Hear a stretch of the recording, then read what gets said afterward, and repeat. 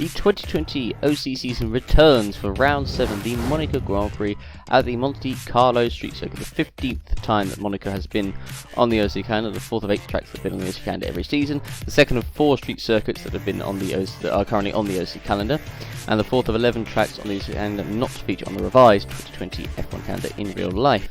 5 teams having won here over the past 14 seasons, Ferrari winning 4 times, with a number of teams winning 3, but it is going to be very interesting to see if there's going to be much overtake at Monaco. As we know, it is a very tough track to overtake on. Of course, we're using the old layout to try and avoid chaos that we've had in previous years, because, I mean, who doesn't like chaos, I guess you could say.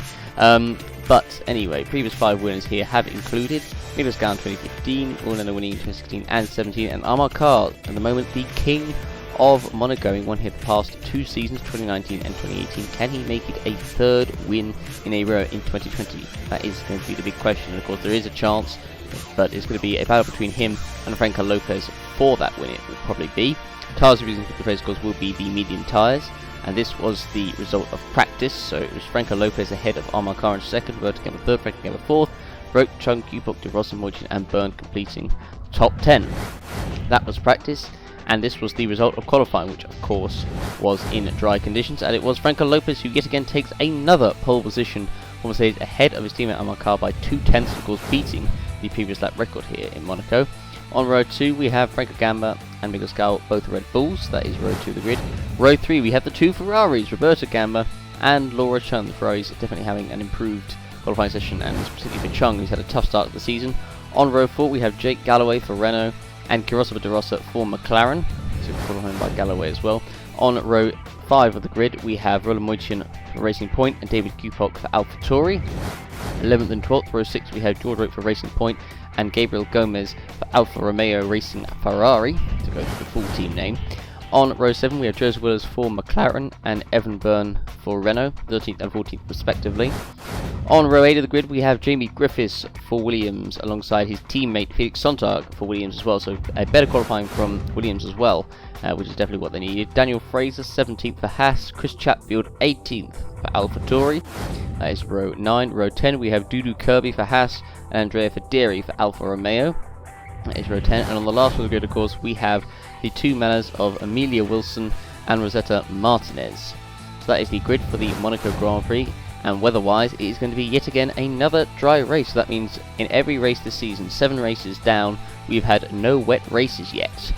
So it's going to be another dry one. So let's see how this goes, shall we, as we now head to the grid for the Monaco Grand Prix. 78 laps around the tight and twisty streets. And the 5 lights are now coming on for the Monaco Grand Prix, as the 5 lights are now on. And we're about to get underway right about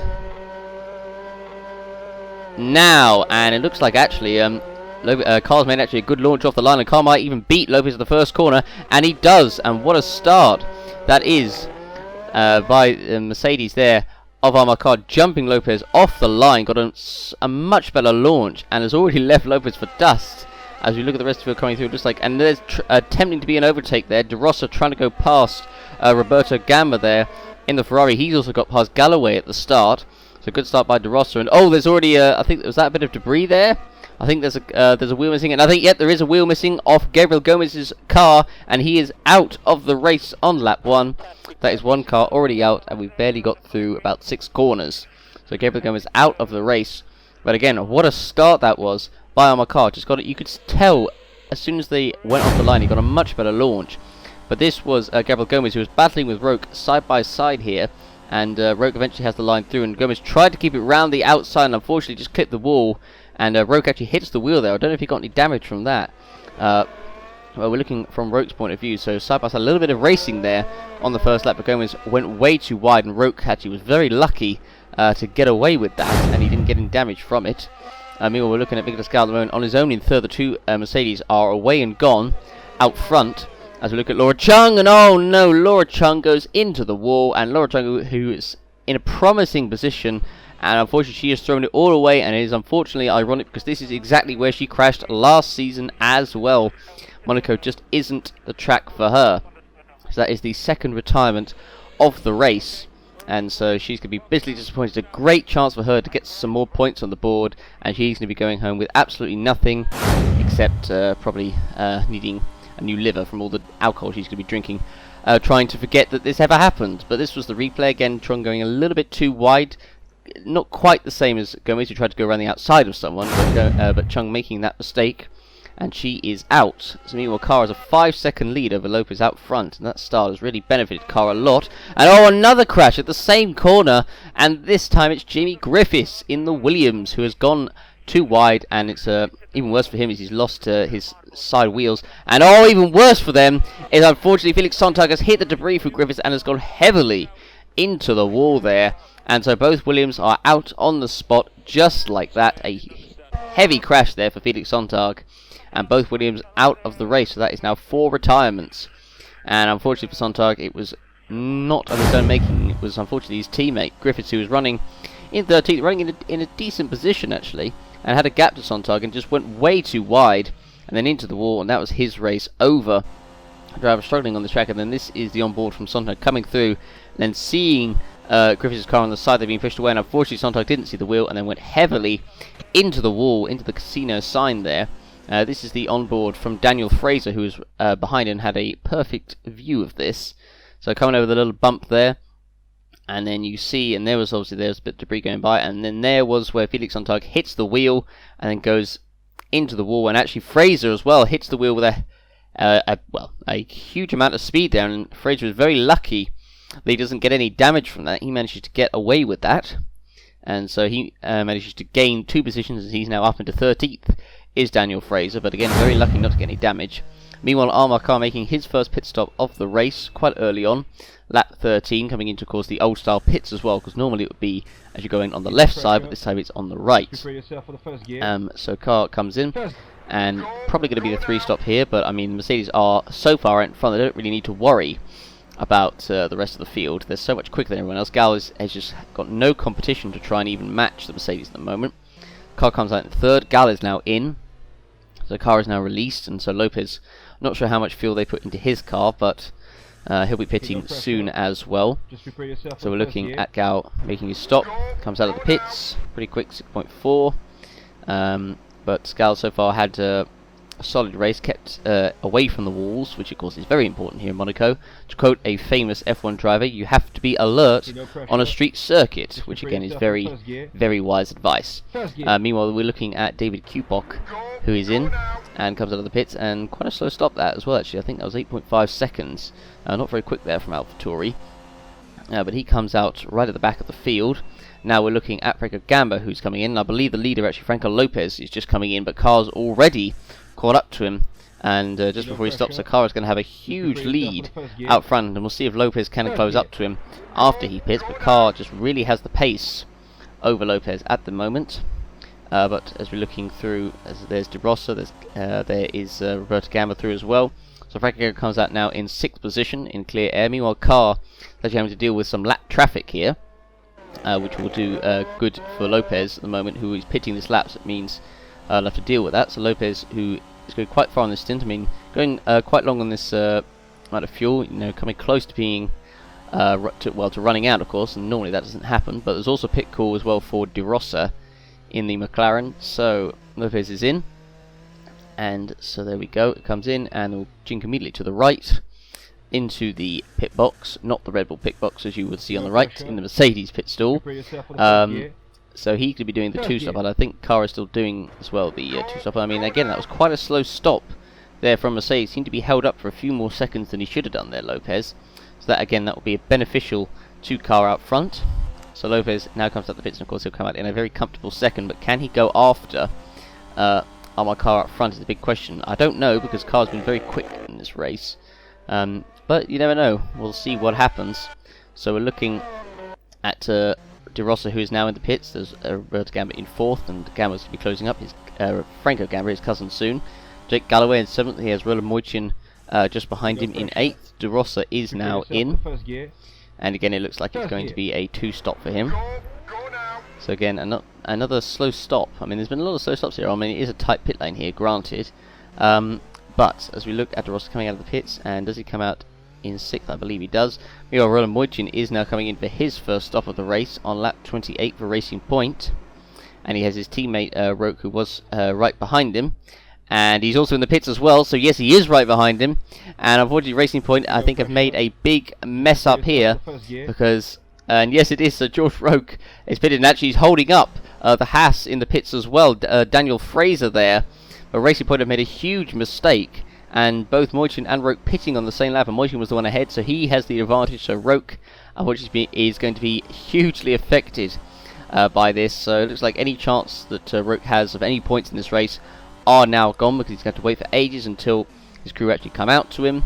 And he's going to be right at the back of the field. And Fraser also, that's not helped his race either. He was held up quite significantly in the pits, as now finally Racing Point changed the tyres. For Roke, it's going to be a very long stop, nearly 50 seconds. Not quite as long as Valtteri Bottas' stop in real life, but still pretty long anyway. But as again, Roke has been unfortunately very much screwed over, and he just comes out ahead of the battle between the two Gambas, Roberto and Franco there. That could have been nasty, but meanwhile Dudu Kirby at the moment running in 9th for Haas is going to be pitting this lap as well, so he's set to come in. And of course it's not where he's going to be when he comes out of the pits, because I think he was near the back of the field really. I mean, Haas have been just not really doing anything really this season. I suppose the car's not particularly great either, but Fraser at the moment is last in the standings. It's not to say that both Haas drivers have been performing badly per se. They've just been not doing anything, I guess, apart from just trundling around on the track. I mean, in a way, it kind of sounds like Haas in real life. But nonetheless, Kirby is in. We're making one more stop. He'll be going quite late as well, going into the lap 60 mark. So at the moment, yes, Roke, having made his pit stop, his very long pit stop, is now in last, in 18th position. Meanwhile, Miguel going through some traffic here, going around the outside there of the AlphaTauri. Meanwhile, Roland Moichin goes wide. Goes a little bit too wide, and Roland Moichin is out of the race, coming through Razkas there, and Roland Moichin is out. He gets hit from behind as well, I think, by Dudu Kirby. And unfortunately, he's just missed the pit entry, so Kirby's going to have to go around the lap with no front wing, so his chance of any points are now over. But Roland Moichin is also now out of the race. So, again, let's see what happened. So we were looking on board with Moichin. He took a very wide line, very unusual there. I mean, Bell was not really going to ever try and attack him. And unfortunately for Moichin, goes wide and goes into the wall. And that is his race over. So another retirement, and then this was Kirby, who was stuck behind Moichin's slow car, and unfortunately tried to go around the inside and clip the back of him, and unfortunately he has to now go around the whole lap with a broken wing, so that is going to affect his race badly. Meanwhile, Carr is now in for his second stop, and again he'll be making one more before the end. I don't know if he'll come out ahead of Lopez. I mean, if he comes out ahead of Lopez, then that's pretty much race over, really. I don't know what the gap was. Well, I don't think he will, because I mean Lopez had pitted, but I'm not actually sure what the gap was necessarily. But we'll see. So Carl comes to the end of the pits, and where is Lopez? And yeah, he's nowhere to be seen. And there he is, and Carl crucially does come out ahead of Lopez. So you could say that's essentially race over, because Lopez has to make one more stop, but so does Carl, and he's already out in front. So at this moment in time, it's looking pretty good for Armor Car out front. Meanwhile, Miglas Gal in third is in, and so is Jake Galloway, who for him, I believe that is actually his first stop of the race. And also Chris Chatfield is in as well for AlphaTauri. But at the moment, Carl already stretching his lead to Lopez. It's now well over 5 seconds, 5.5 seconds to be exact. They now come onto the through the tunnel, and at the moment it's looking like it's going to be 3 in a row in Monaco for Armor Car at this point in time. As he now comes through the many chicanes around this circuit, we're looking now at Miguel Scout at the moment running on his own in third. Obviously not going to threaten the Mercedes out front, but he's set to take a good podium, it looks like. Meanwhile, Roberto Gamba is in the pits as well. As we're looking at De Rossa, who's close behind Franco Gamba. Roberto Gamba, does he have to make one more stop? I don't think he did. I'm pretty sure he had enough fuel to go to the end, really. So he'll come out, it looks like, in 6th position, because I'm pretty sure there was a big gap towards the lower end of the top 10. Meanwhile, we're looking at Evan Byrne in 10th, behind David Kupok in the AlphaTauri. Again, not much overtaking in this race. I mean, the only overtaking is by through lapped cars. As Byrne now goes a little bit wide and then allows the Red Bull to go around the outside. Very sketchy, particularly around this circuit when it's difficult to overtake. But he gets it done nonetheless. and Lopez has got a number of laps to go before he pits, actually. Only a few less than what Carr does. Meanwhile, Andrea Federi is in the pits as well. I believe that is also for his first stop. And so meanwhile, looking at Evan Byrne is now up to 9th place. A little error there coming through the first corner, but manages to avoid the wall, which of course is good.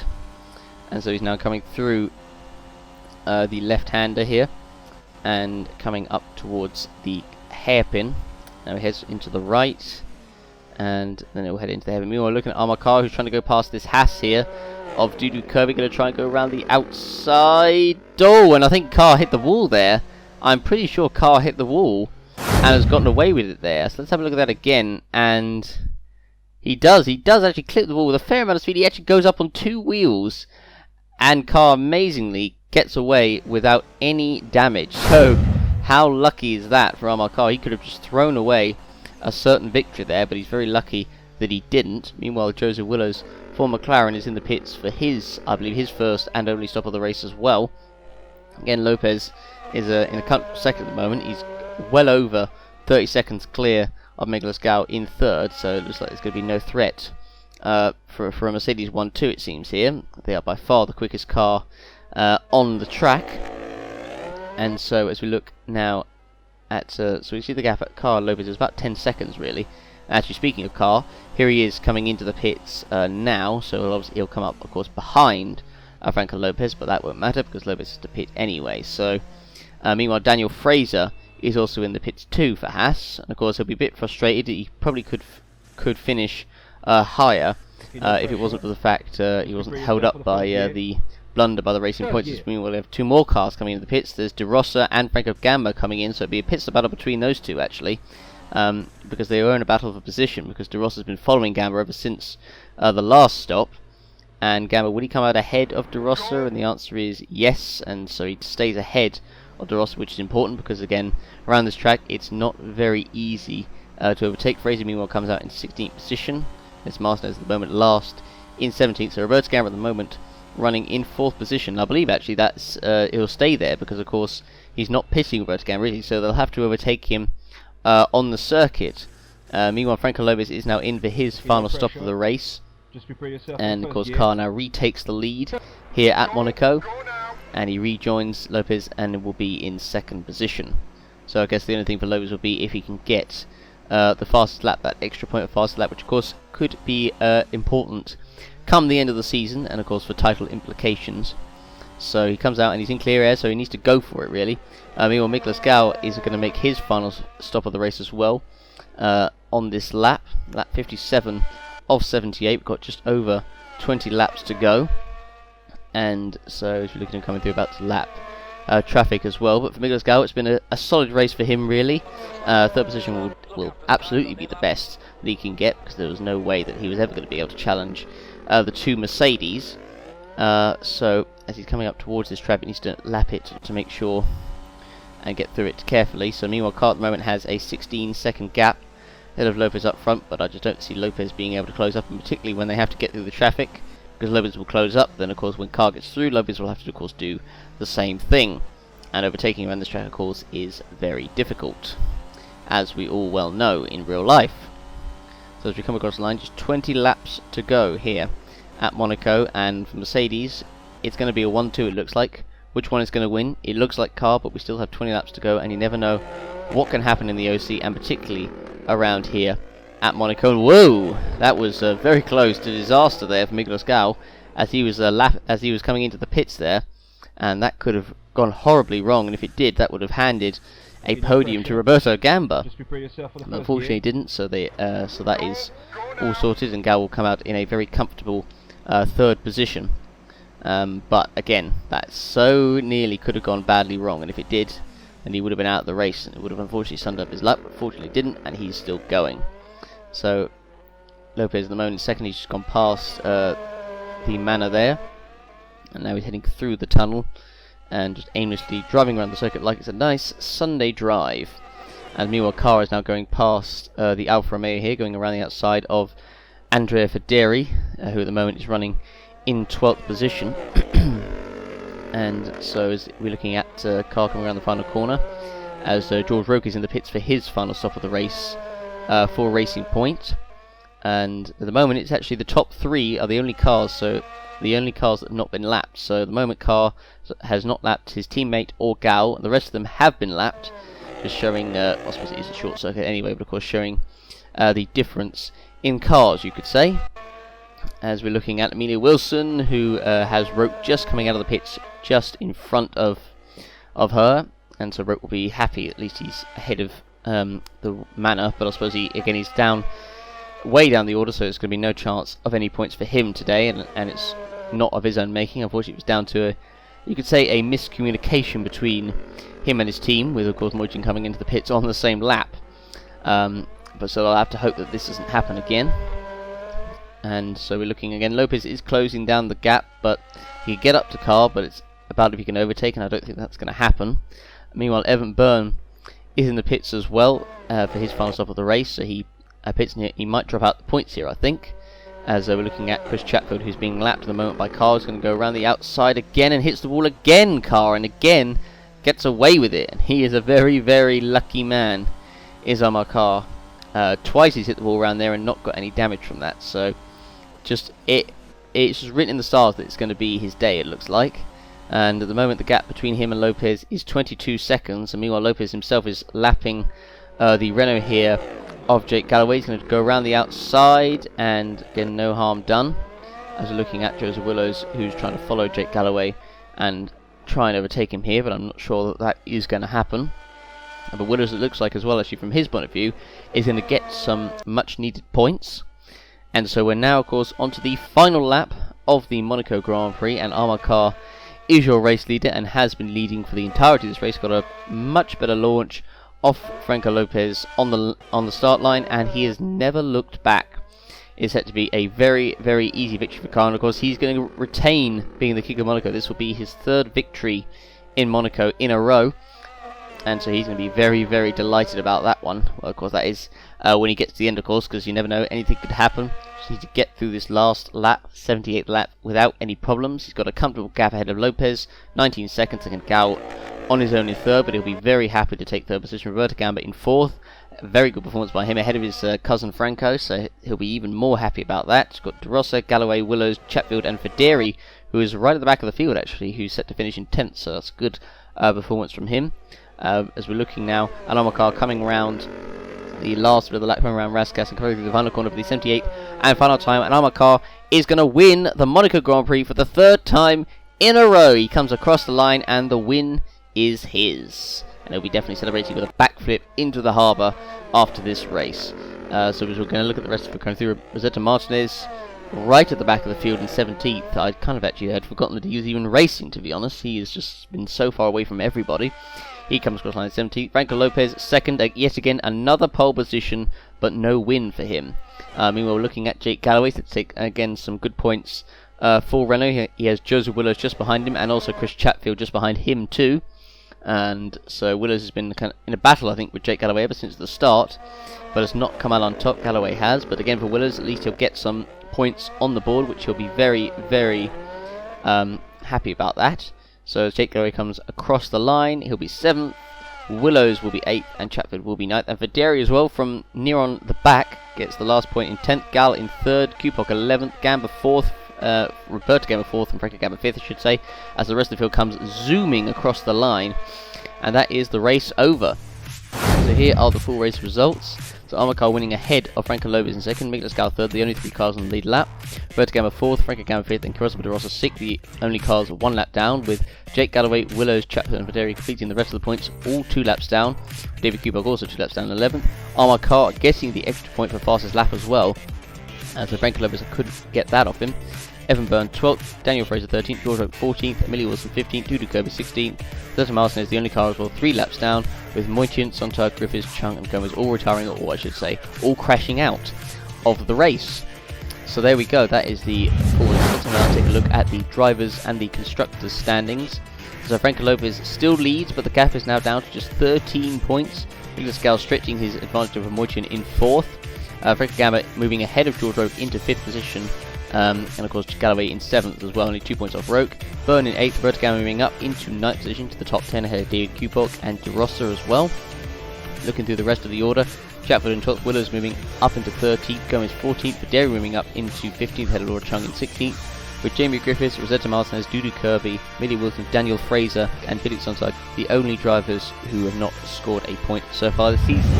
So now to take a look at the constructor standings after Monaco, and you can see Mercedes have a very comfortable lead, well over 120 points, ahead of Red Bull in second, Racing Point still not far away in third, Renault in fourth, AlphaTauri fifth, just 4 points ahead of McLaren in sixth, Ferrari just 2 points behind in seventh, Alfa Romeo kind of on their own in eighth, Williams, Manor and Haas who have scored no points this season. So there we go, that was the Monaco Grand Prix, and of course Andrea Federi was one who was voted driver of the day, which I think was fair enough. But that was the Monaco Grand Prix, and to be honest, I think really less said about that, the better. But we'll see you for the next round, the Azerbaijan Grand Prix at the Baku Street Circuit. But however, that is not next week, as next week we have the very special Indy 500 race. Thanks for watching, everybody. Don't forget to give the video a like, check out all our links in the description, and we'll see you next week for the Indy 500. Bye. Traffic right at the back, right in front. Yacht, Clark, and Cross Banner in the works. This is an epic fight, 5-way for the win. And who's gonna win? Campana's Who's gonna have to win. get the wide? Chop China will take the lead, or maybe even Parrish. Chop China is taking the lead. Yes, Parrish will jump into second. And out the last corner, Parrish is slipstream Chop China. This will be incredibly tight. But China has won the Indy 500.